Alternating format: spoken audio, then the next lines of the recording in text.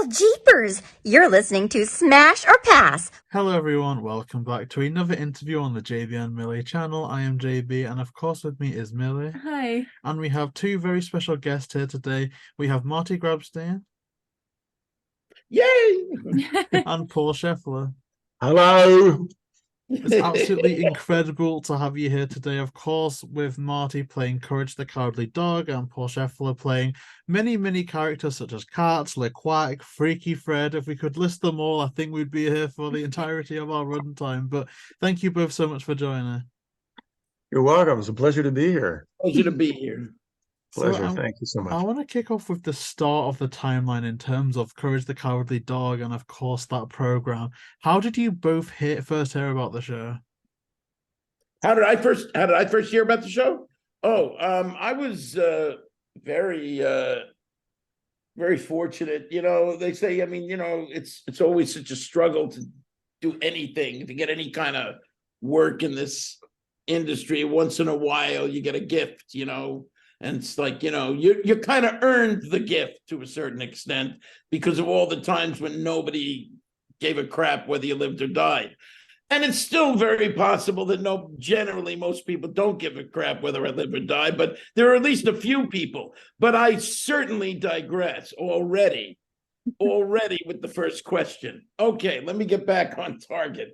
So how did I hear about it? Well, a friend of mine, Risa Neworth, I had not actually, you know, we've kind of fallen out of touch. I hadn't spoken to her in about 5 years. And she gave me a call out of nowhere and said that I was, and said that she was, I see that you're still working, because I had been doing sketch comedy. And she had heard that I was still in the industry, that I was actually still alive and still in the industry. And so she said that, I'm working with this guy, John Dilworth. He's putting together and developing a new cartoon series called Courage the Cowardly Dog. He's listened to every voiceover artist in the city and can't seem to arrive at a decision. He's heard over 300 voices. This is, as she presented it to me. And so at this point, I figured, let me start reaching out to people I know, and maybe we'll have better luck, possibly. So I walked, I said, okay, great. And, basically I just kind of walked in with no expectations of what was going to happen, in the audition. I also strangely felt that I was at an advantage. Very rarely do you feel you're at an advantage, but because I knew that he was sort of desperate to get this thing on the road already, it sort of made it look like, okay, you should choose me already and stop all this nonsense. So I basically walked in, and within 5 minutes, I knew something was going on. He liked this scratchy Ernest Hemingway Swimming with the Sharks voice. Though, there was laughter going on in the room. There was, going up between, and so that made me really happy. It made me feel like something's going on here. And then he said, "You sound great, but can you pitch it up here? Can you just take that scratchy voice and go up here?" And at that point, she goes, "Yes, I think we got it." And that was it. So, and then from there on, the rest is history. So. Oh, well, I just went into the audition, and the casting director said, "I think you might be really right for this." And the first thing I auditioned for was Katz.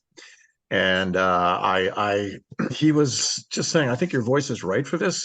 So I just kind of riffed on it and thought up the idea of doing sort of James Mason, if you guys know who that is, an old British star. He sort of talked like this, so he had this sort of very, aristocratic voice, but it was very soft, but it had this sort of little bit of a threat to it, and I just went with that, and that's how it happened. They hadn't heard anything like that. And sometimes, if you have a casting director who's like Marty said, if someone's behind you and pushing you a little bit, then that really is enormously helpful. It doesn't always happen, but I think that was the case with me. I just lucked into it, and all the other stuff I had was just me goofing around in the studio when we were recording one thing, and he was like, "What else do you do?" And because I started doing accents and different characters, that's how one thing led to another once I started doing the show. But yeah, Marty's right. Sometimes things just fall in your lap for whatever reason. The stars align for whatever reason. But he's also right that a lot of times there's so many people out there who are ridiculously talented. If you're right, you're right, and if you're not, so that's how it goes. Now more than ever, since the COVID, everybody's into voiceovers because people were at home for a couple of years. Everyone's buying your Yeti mic that I see that you guys have and are doing stuff at home. So anyway, anything now, anybody can do anything, and it's just a lot harder. So yeah.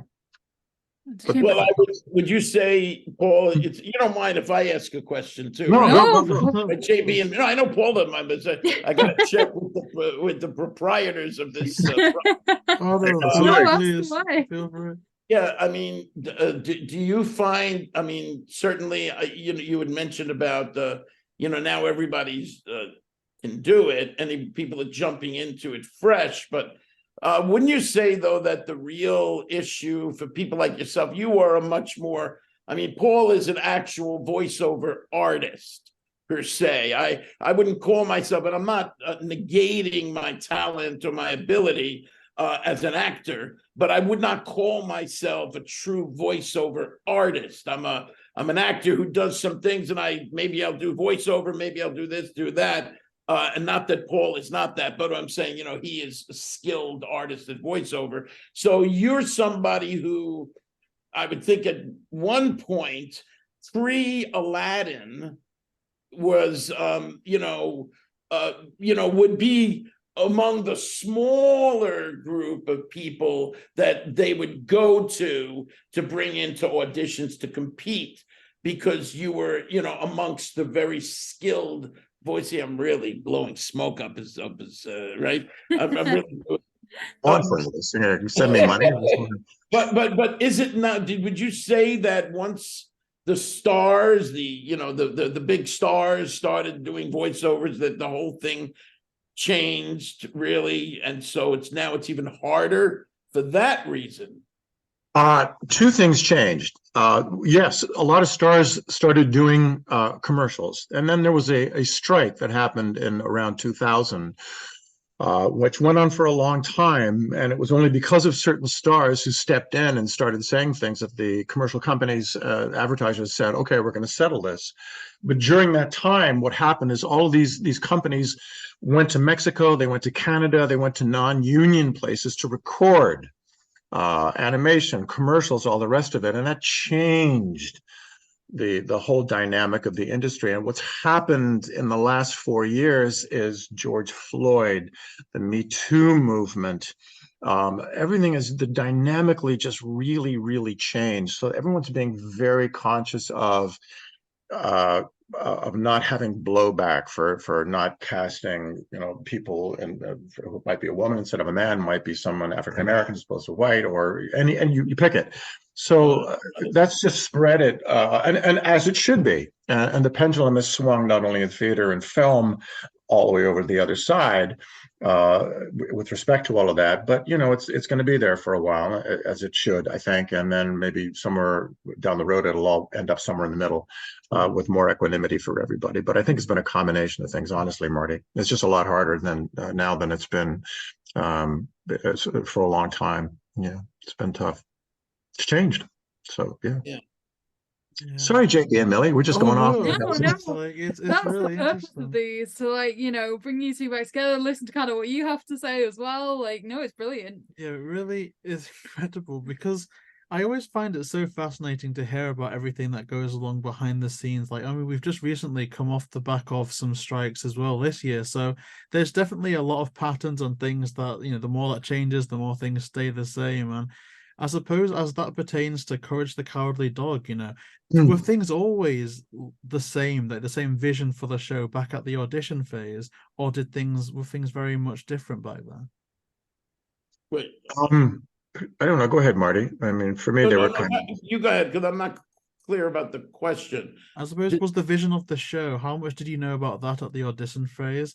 And was it similar to what we eventually saw as an audience? I knew nothing at all. I mean, all I saw was this character, and I just went with an idea with it. And it wasn't until we started that I started to see what was going on. And John was just very clear about his vision and what he wanted to do. From that point on, I just like, oh, it's this, it's that. So, but that was my way in. But I can't speak for Marty. I don't know. Right. I mean, as far as anything that changed, well, the most notorious change, as far as from my point of view, was from Courage having, a reasonable amount of lines to almost no, very, very few lines.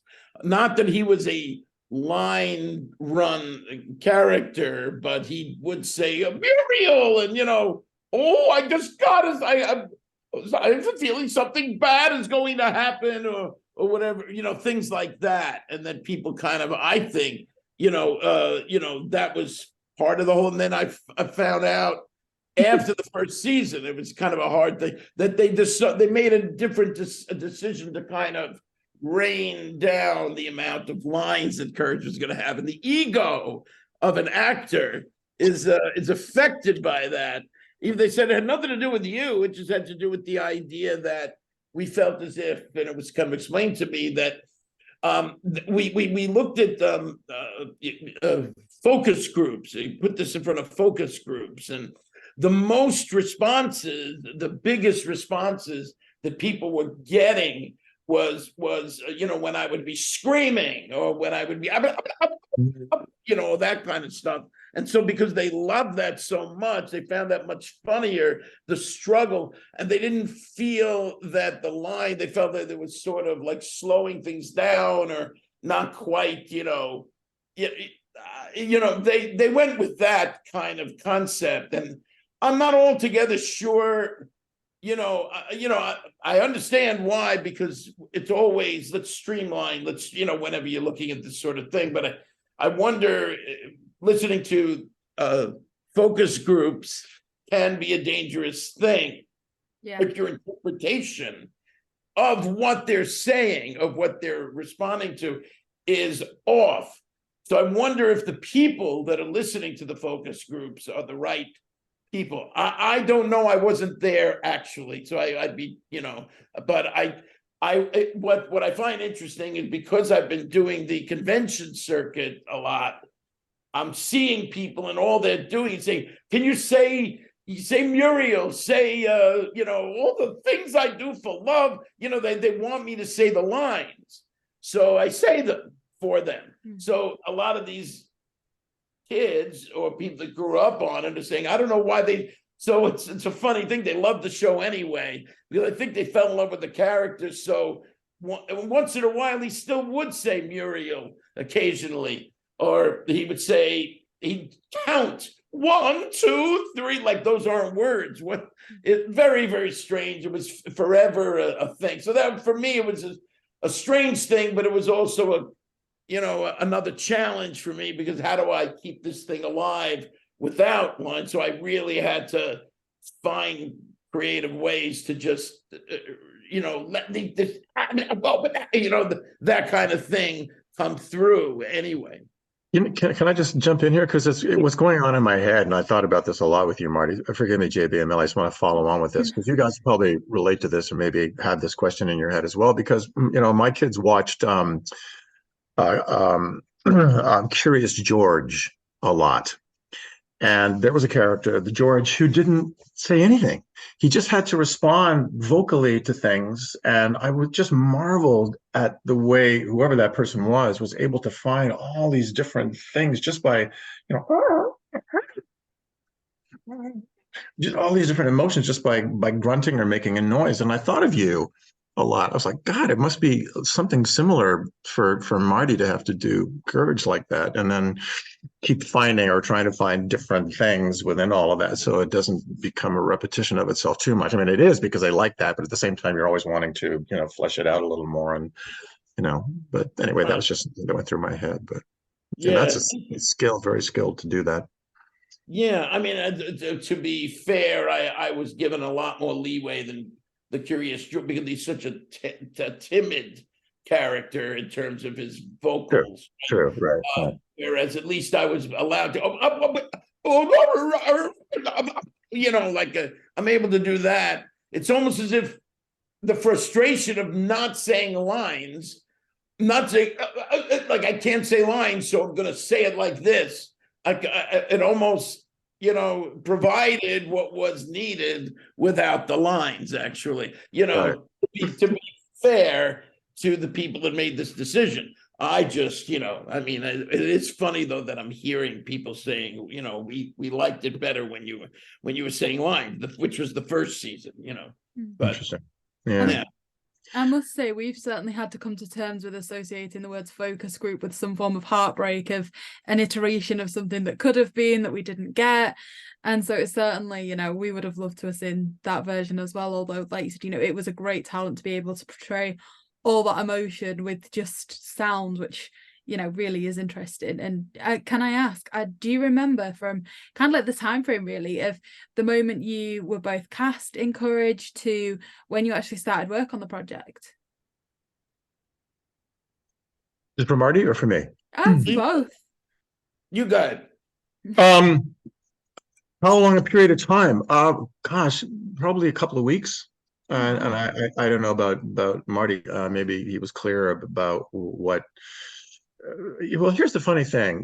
When you do a voiceover for a commercial or an animation or something like that, when they hear what they like, you're just repeating what they already know. So you do have this sort of comfort level a little bit because you don't know what to expect when you go into the room. And Peter Gonzalez, that was his last name, right? Who's no longer with us. Who was Peter Fernandez? Fernandez, excuse me, forgive me. He passed away a number of years ago. Yeah. But they were very strong with how he was very strong about how he wanted things done, and so he would have you do things many times until he and John signed off on it. And so that was a new experience for me. I'd never done animation before.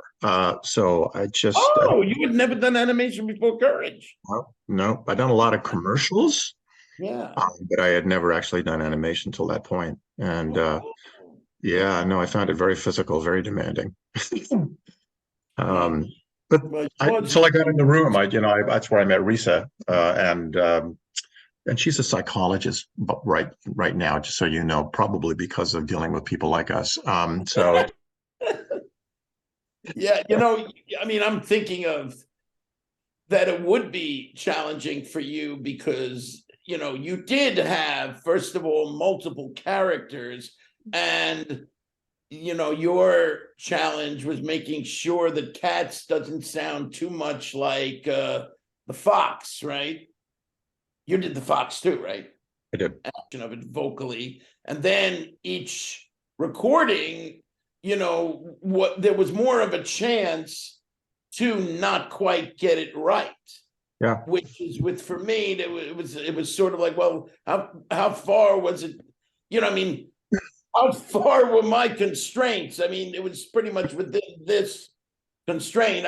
This is how he sounds. Just making sure he sounds that way, and then the recording sessions were pretty easy for me generally, though there were moments. Yeah, sure, I bet.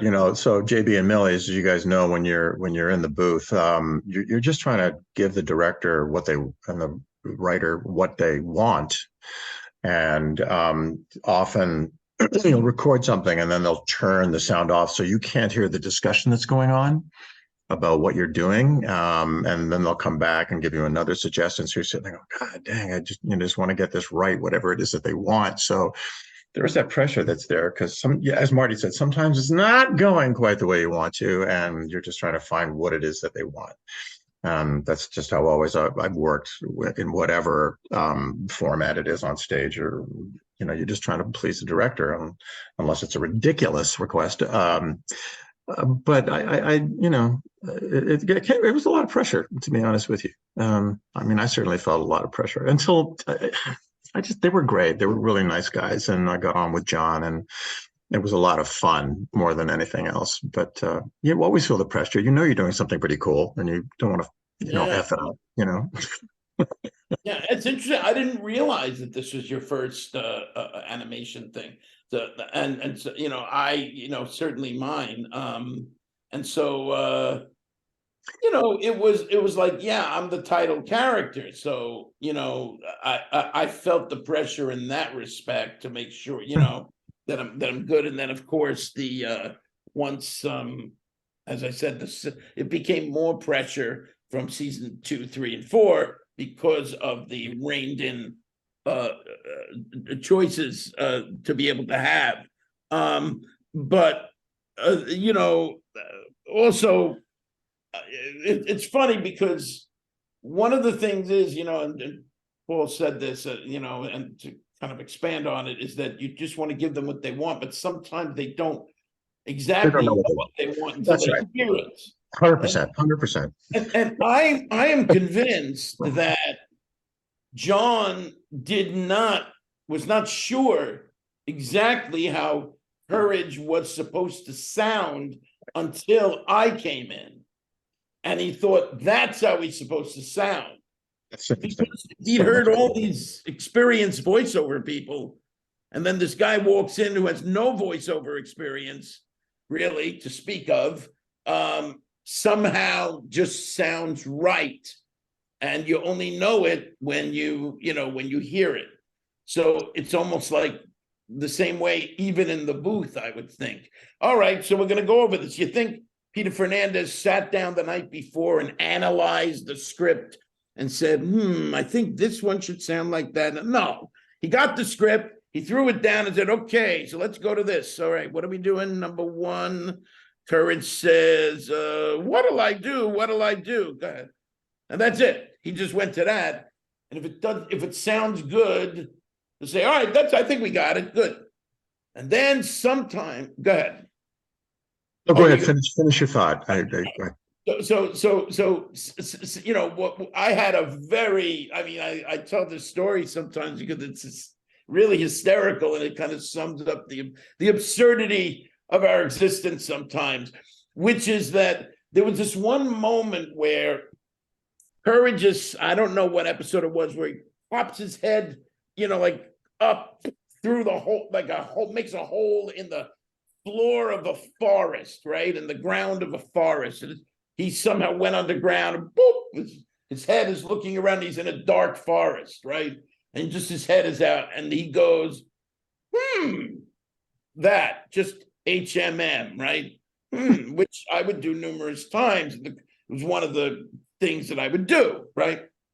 So he said, okay, so he's scared but confused.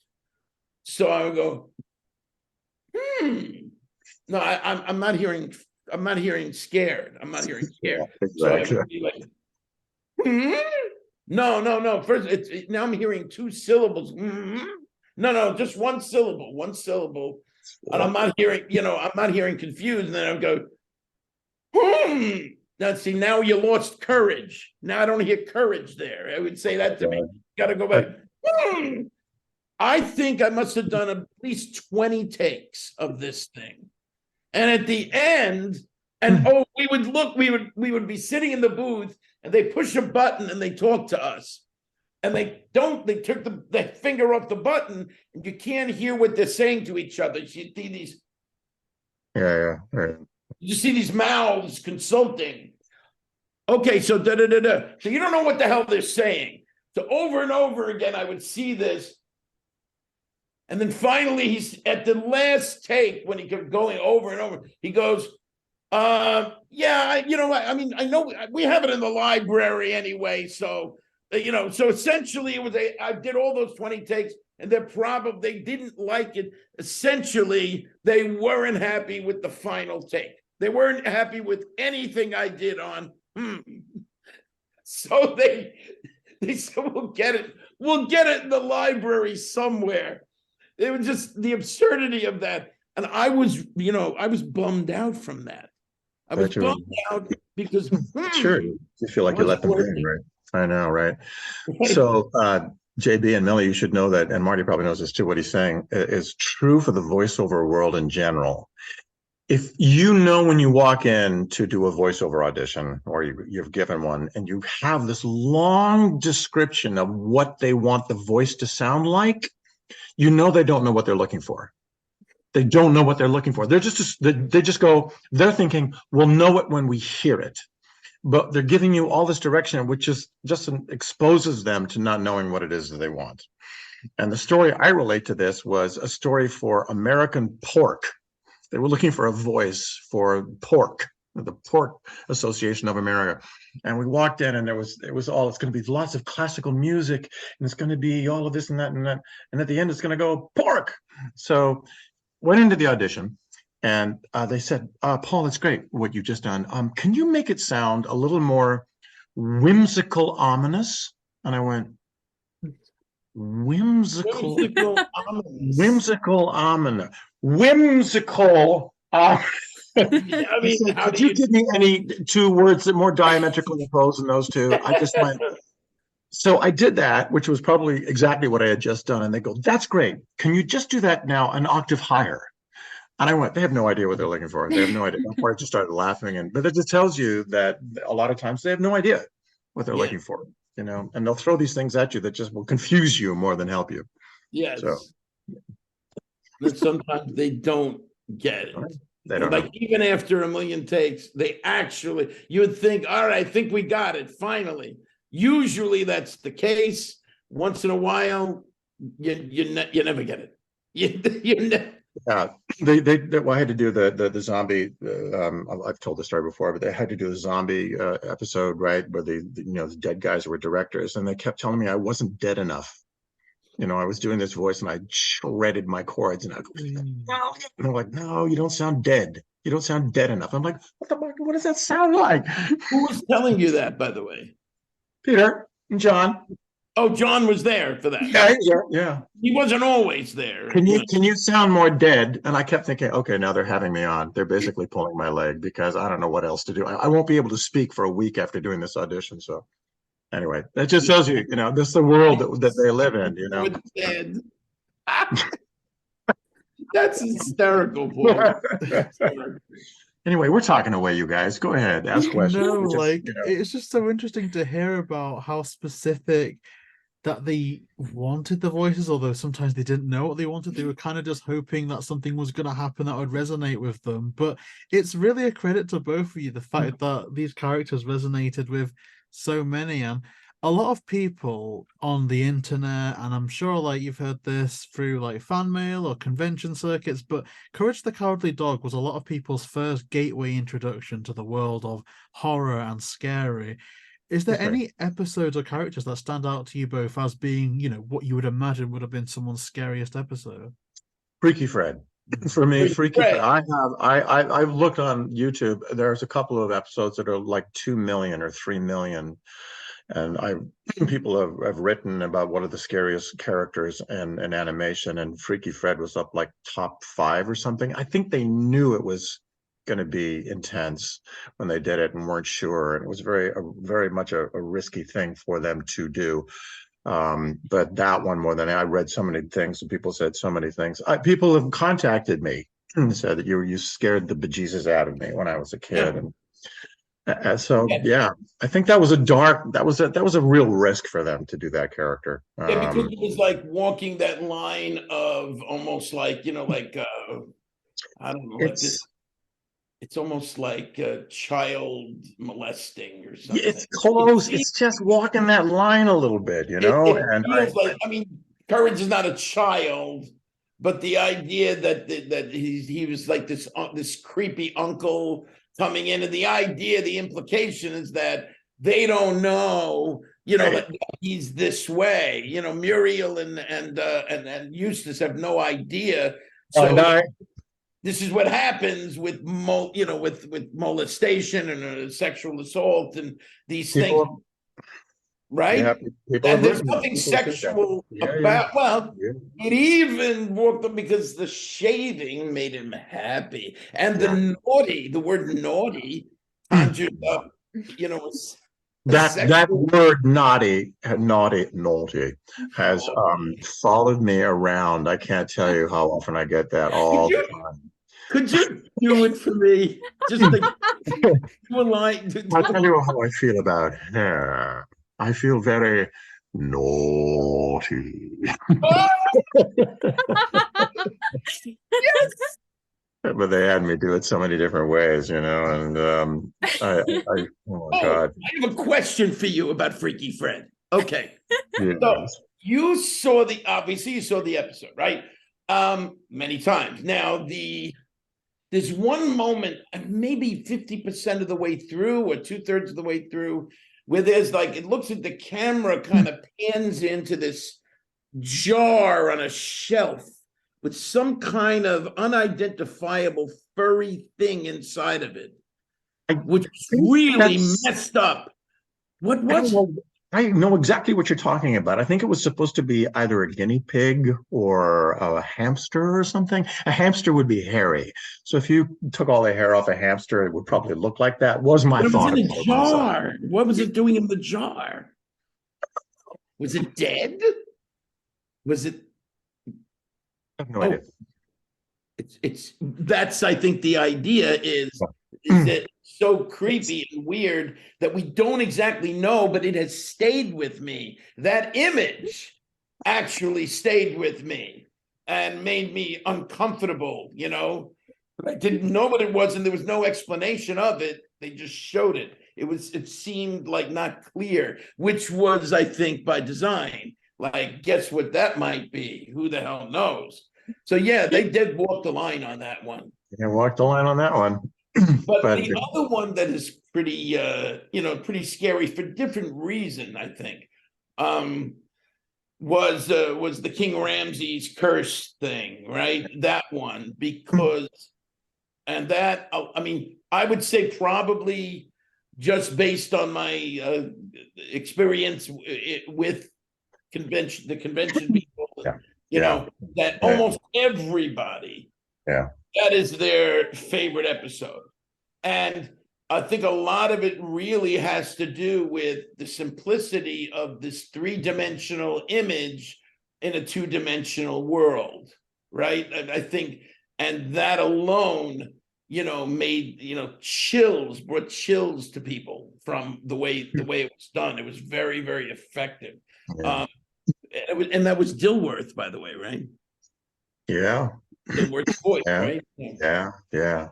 By the way, you guys, JayBee and Milly, I don't know if people know John Dilworth created this and he had a crazy dark sense of humor, but he is one of the most intelligent people I have ever met in my life. I mean, during COVID, we had like long conversations, and he's up on world politics and social issues and history. I'm like, I was just blown by that, and art, and so fascinating. Just that he found his way into doing this, but he himself is just a remarkably intelligent guy. So yeah, so there, bit of trivia for you. Yeah. Yes. But yeah, a lot of people do speak of it as it being their first foray into horror, and kind of got them into horror because it's like acceptable horror, kind of horror that you can kind of be comfortable with mostly, even though every now and again it would walk the line. Which is so I was contacted by this independent film company to have me come in and do voiceover lines as Freaky Fred for this new horror film that they're doing. Recently? So just recently. I don't know when it's going to happen. It was a little iffy, like a lot of independent projects are, and I was like, but it's just sort of stuff that gets thrown at me sometimes for these characters, and people are just, and I have to be careful because I don't want them to take my voice or what I'm doing and then turn it into something commercial without my, being involved with the say of if that's all right, and I call my agent about it. They wanted you to do some of Freaky Fred. Yeah. I just had another guy who's doing a radio podcast and wanted to include it in kind of this video he's doing of stuff. And he said, this is just for club purposes. I don't want to do it for commercial purposes or anything. So I had to take his word for it. I said, okay, if you're being straight up with me, but what do you do if someone takes it and it's not okay? This happens all the time. That's what we do. We run into that. I mean, All the I time. actually have said no to a few things because, and I don't even know what, but I've said no to like certain things. I know what I said no to. There's a game, some sort of an online game that got done, right? Death Battle. Have you heard of this? I don't play video games. I have no idea. Although I've done video game voices, but I don't do it. Right. So anyway, the idea being courage versus some other weird messed up creature. And they asked me to do the voice. They asked me to do courage and record my voice for it. And I was like, kind of like, well, first of all, I wasn't even sure, can I do that actually? I mean, I don't even know if legally I can just record courage because I don't, is it for me? Do we have to get permission for me to do that? But besides that, because on a certain level, certain things are so under the radar that nobody gives a shit anyway. Oh, am I allowed to curse? You have to bleep that out. Going on. Yeah, it's all allowed. So he's right. This is the other thing about everybody's creating their own stuff at home, that you don't know what people are using for what. How can you control it? How can you monitor it? How can you know all the things that are going on until something that goes viral and you go, wait a minute, that's my voice or something. Then we're talking about something different. But there's so much content going on everywhere that Marty's right. We don't know. So what did end up happening was that they said to me, and so I didn't give them a definitive answer, yes or no. I said, before I say anything, I'm going to need you to take a look into it and find out, through Screen Actors Guild or, whatever you need to do to find out if it's okay. And then, get back to me on that. They never got back to me. Right now, they were going to pay me, but whatever they were going to pay me, I know was not going to be great. And it was probably going to be like a one-time payment, because they didn't have money. They were doing their own thing, but they were going to they would have been happy to have my voice, and maybe they would have paid me $500. The $500 wouldn't be a terrible thing to ever get. $500 anytime. Go ahead. No, I'm just going to follow on from what you're saying, as something just occurred to me that I did a couple of years ago. So you guys, JayBee and Milly, know the level of this. So I was asked to do the first ever live musical for TikTok. This was a couple of years ago. And TikTok is not under the jurisdiction of any union, right? So they're just paying you whatever they decide to pay you. And there's no union behind it. There's no protection for it. It was fun. I had a great time. They spent millions of dollars on this thing. And when it came to tax time, it's a Chinese company, I tried to track them down to get W-4s, and you can't find the company anywhere. Any telephone number, any address in this country, can't find anything. So it came tax time, and I was like, my tax guy said, leave it alone. If something comes up, so this is to say, did you do it? You did it? I did it. Yeah, I did it. I had a great time. Everybody was great. They treated us well. They paid you. What paid us? For like a week and a half, it was like $2,500–3,000 to just do some stuff. But there was no taxes taken out of it. There was just like, here, take this and do whatever. What are you going to do if you can't find them? They don't send you a 1099 or whatever it is. Nope. That's not your problem, actually. Yeah, this is your problem eventually. Right. And if you're working, suddenly you get one, and then suddenly now you'll owe this money in retrospect. If I get one. No, it's too late. I already did my taxes for when this happened. That's great though that you did get to do that though. That's kind of cool. Even though it was weird. Well, why are they doing that? Because TikTok wants to be another platform that does its own content, like Netflix, Amazon, all these companies that are doing it. They're much smaller, but smaller in the sense that nobody knows that they're doing this, but they got so much money. They're going, let's see how this goes. And if we have a lot of people, and a lot of people watch that, they're thinking, well, maybe we can create content too. That's what they're doing. So you could see what was going on. And they said, well, let's do a musical. Let's do that. And but to finish up this story that seems to never never ends. I'm sorry, JayBee and Milly. No, but it's great. I mean, because now there's other things that other subjects that are interesting. Yeah. So no, but they never got back to me, and I found out that they did it without me. They just recorded somebody else doing Courage. Yeah. It's so clearly not me. And I thought to myself, you know what? Good for me.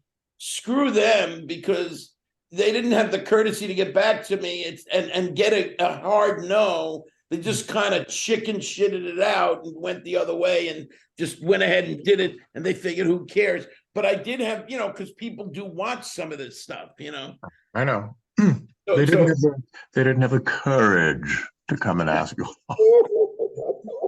That was so bad. I'm so sorry. I apologize for that. No, I mean, forward like that, you're scary, man. I like to stay modest where I can, so I don't mind admitting that, genuinely being brutally honest, you both didn't need us here today, because you've both actually captivated me with the own show that you've got going on. It's an amazing chemistry that you both have. And I know, speaking to you both separately a couple of years ago now, you mentioned that a lot of Courage was recorded remotely or separately, or not in a recording booth as such. But the chemistry that you've both displayed today has been so incredible. Is there a scene or sequence that you wish that you could have recorded together, be it one of Courage's interactions with the villain or any of those type of sequences? Well, I would love to have done the bathroom scene in Freaky Fred with Marty. That would have been too much fun.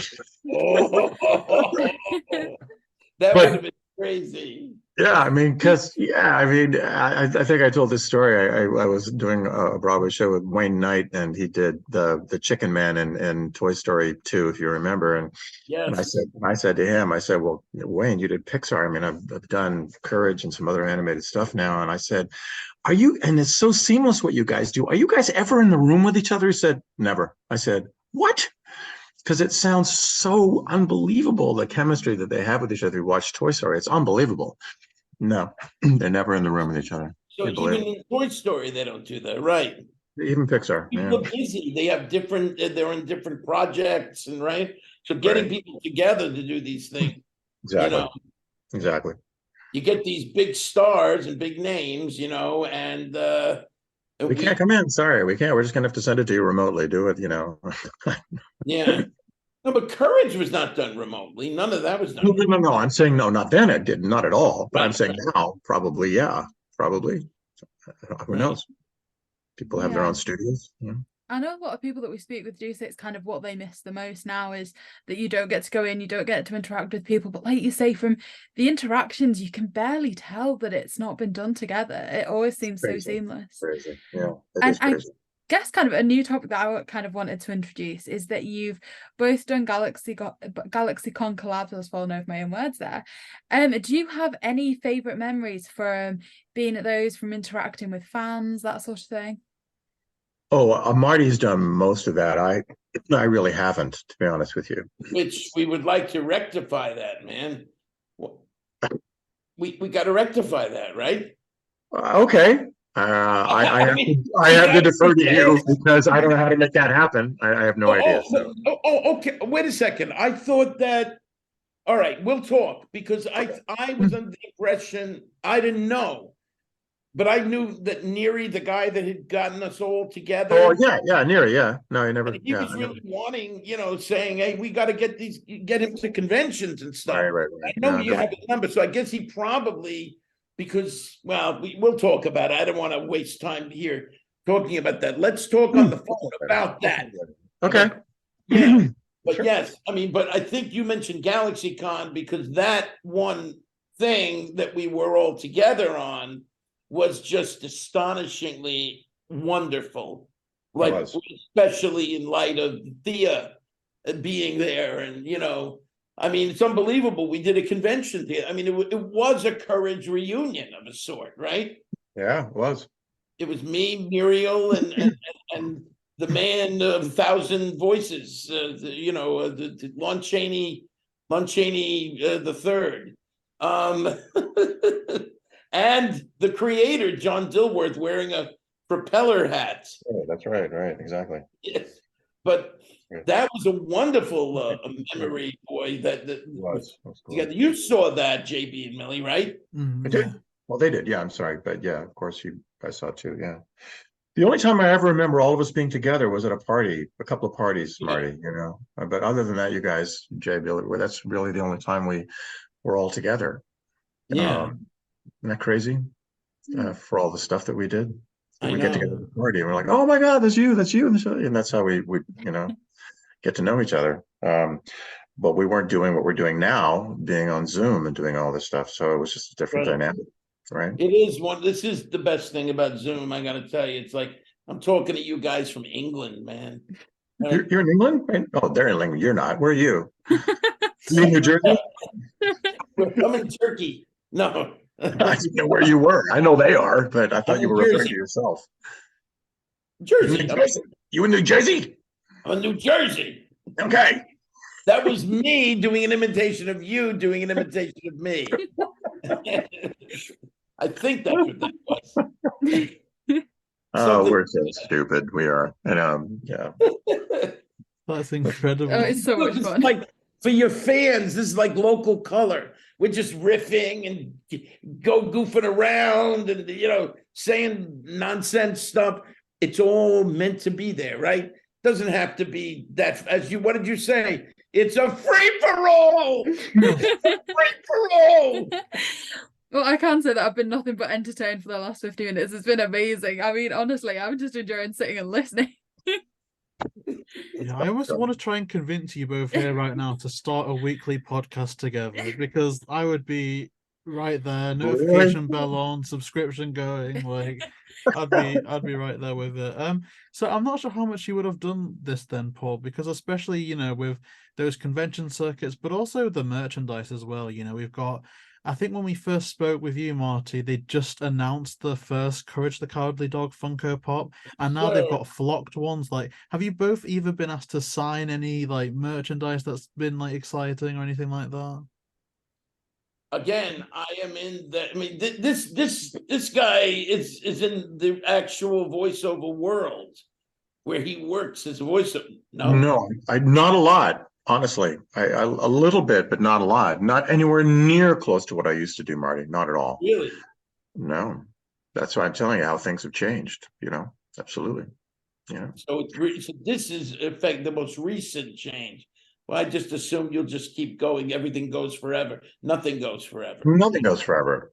Nothing goes. I worked for NBC as the voice of NBC Golf for about over a year, and I was at Rockefeller Center and doing all that, and I thought, wow, this is great, because even if I'm not working as an actor or singing or anything, I could always do this. One day they came and they fired everybody, just like that. And so that's the nature of it. Thing that just comes and you just don't. Nothing's guaranteed, and especially in the world in which we live. I mean, I know. Unless you're if you're an anesthesiologist, you're going to work forever. Don't worry about it. But if you're you're a voiceover actor or an actor, singer, things are changing all the time. One thing that happened, yes, the convention world has given me income. I mean, which is great. But when it comes to the real world, like as opposed to the convention world, which is not the real world, I don't know. I'm phrasing it like that. I'm not quite sure. It's all the real world, right? But when the world of actually acting and doing things, I've done plenty of things in recent times. Every now and again, I will get a TV show. It's been a couple of years now since I did the. You get like a one scene in one scene in Blacklist, right? And I was like, wow, that was wonderful. I mean, it was a great thing to do, the Law and Orders and things like that. And but Right now, it's about doing your own thing, and you don't get paid, but you're working. You're doing what you do because you love to do it. And I don't, I'm so in the short films is something. I have a short film that's out, and it's doing the film festival circuit. I spent money to do that. I didn't get paid. I actually spent money to finance the doing of this film, but I think it's a good film, and it's me playing Hunter Thompson, by the way. Yeah, I know it's an odd physical choice, but I swear to God it works. And it's it's been an 18 film festival, so I get a kind of good good payoff from that. Good. My soul gets a payoff, No, yeah, absolutely. Doing things, developing other things. I mean, that's the thing. I mean, the whole industry is hard. It's always right. But coming back to what they asked, about merchandise and stuff like that, it's a really interesting question. You have to have people to follow up on that kind of stuff. It would be your agents to do that. They would need to find out where and contact those people, and then go through that whole process and get the union involved. And that's the way that would have to happen if they were going to do it. Merchandise, the Funko Pop, for me, that was a very, very fortunate thing for me, because it's courage, right? Courage, right? Exactly. Courage. And so it's that when that came out, it helped a lot. It helped me a lot, and it continues to help me a lot. But I actually have stocked up, something I never did before. I actually stocked up on a shitload of those things. I have like the flocked ones. I have like 2,000 Funko Pops because they sell. I mean, they sell, but you got to go to the conventions to do it. Though you can sell things online, those are not as easy, because I think, would you want to spend a ridiculous amount of money to buy one of those things if you're not going to meet the person? Wouldn't you want to meet the person? So the conventions were going good at the same time as the Funko Pop came out, so I was able to do that and parlay that into something. And, it's been very, a very fortunate thing. Other merchandise, I don't know, you would think, man, because I'm now thinking about you being in the circuit, we need Freaky Fred, like obviously the images, you'll have all the images out, photos, and that's what you mean by merch. Part of it is photos, right? Yeah. So that's the easy part. You don't have to contact anybody. You print up photos of, let's see, let's do a listing of what you did. Freaky Fred, Katz, That's Quack, Dr. Vindaloo, Snowman, Cajun Fox. The Snowman Cometh, right. You did the Sean Connery thing, right? Yes, I did Sean Connery for that. That's correct. And then the TV announcer at the beginning. That's right. And actually another one, the Shadow of Courage. I did the Shadow. I don't remember that at all. I have no memory. You were the Shadow? Apparently. You were the Shadow. the first episode. I think that's I don't, you know what? It's been so long, I'm not sure. The first episode I recorded, let me put it that way. And I believe it might have been, I'm not sure if it was the second episode or I think it was the first episode. Maybe I could just go to my snowman costume and go to a convention and say, yes. No, but I'm saying you have all of those, you put all those things out on a table. Okay. Wow. Then the idea is, do they have a Freaky Fred doll, like anything? Because that is the most popular one. Go ahead. If not, just get in the Is there DVD. a Freaky Fred doll? Is a Freaky Fred doll? No, I'm wondering, or a figurine, or there should be. And if there isn't, just getting a DVD signed or something would be so cool. Like, yeah, I don't think they mass produced it in the UK, but certainly think in America you'd be able to get like series on DVD or something. Even the Scooby yeah, Doo you can get a movie, million DVD. that's quite Yeah. readily available now. Yeah. This is how, Yeah, I mean, you got to be there to sell it. I think that's the way to go, because otherwise, Yeah. people are going to take advantage of it, and there's nothing you can do about it. But I was thinking about Peter Pan. I did the Broadway production of Peter Pan many years ago as Hook, and that was filmed for A&E. And then wherever we went, and in the lobby, they're just selling hundreds of thousands of dollars worth of the copies of this film, and it's like, they're not giving any of the proceeds to me or to any other people in the show. So this is what happens. And we got the union involved. It never came to anything. Right. If If you buy a bunch of just the courage, you can buy them online, you can buy the whatever one season of season one, or just buy whatever it is, and people would also come with their own to have you sign it, sort of thing. But if you can buy a bunch of those, you can just get them, but you can just sign, because you're not actually selling the DVD, you're selling your autograph. That's how they say it. Because you don't own the images either.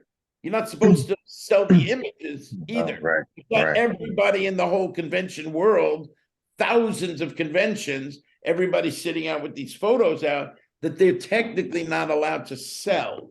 But they sell them because the argument is that I'm not selling it, I'm giving it away for free. I'm selling my autograph, and that's the go-to explanation. I mean, it certainly does sound like there's some exciting potential for 2024. Speaking of which, this interview is scheduled to be released as part of our New Year special. So with that in mind, is there anything that you are hoping to perhaps see change in the industry in 2024? Anything in particular that you're looking forward to? The animation industry, is that what you're saying? Yeah, I guess so, yeah. I nothing that I have. I almost ended up doing, this is kind of weird to say this. I had they're doing a lot of redos of things, and I got called in to do a redo of Jungle Book as Shere Khan. And you remember Shere Khan, right? Shere Khan, you're not, Yes. and I did this whole thing, and they brought me into the studio in New York. I ended up not doing it, but I'm going, there's a lot of rehashing of stuff. I'm sure you've seen that, right? So I'd like to see kind of less of that and see a lot more new things. I don't like the, what do they call it? The live action versions of, remember the live action Jungle Book? They've done it for a lot of things too. And I'm going, I don't know. Drives me crazy. No, live action, or yes, exactly. That's really annoying to me as well. So yeah, I would like to see, I like to see original stuff done. And so Courage was an original idea. I'm sorry. No, I'm just saying, even Pixar, sometimes they set the bar so high, even they don't always hit it out of the park. And so I don't know. Just to create something new and interesting, or just find new takes on things, is what I like to see in anything, to be honest with you, including animation. And I do watch animation. I like to see what's going on, I would like to see, and this is always an issue, I mean, I would like to see more low budget animation being funded. So the idea of some really talented guy, like some company saying, we'll take submissions and seeing, what you can do. So somebody really talented sends in their ability, because now you can animate on your own. People can animate in their, right? So the idea of saying, okay, so yeah, we'll pay accordingly, right? It'll be a low budget thing, but we'll pay the actors, we'll pay the developer, you will pay the animator, we'll pay the, like a low budget, companies that will handle a bunch of these low budget things, and maybe set up a platform whereby you can I mean, I don't know how it's done, but I would like to see more of that, because there is low budget live stuff. There is. I'll make a prediction, you guys. You're going to be seeing AI animation among all the other things that AI is going to be doing. I suspect that that's also going to be part of what's going on. I mean, if you watch anything that's going on with AI, you could just describe something to AI and it will create it for you. So, and they're talking about how creative it is, but there's this one step removed. I've been watching some conferences on it, and my head's exploding because it's unbelievable and they're right at the inception of this. So I think what you're going to see is a lot of stuff that's created by AI, and people are creating their own content along the lines of animation. If you love it, absolutely. Why wouldn't you do it?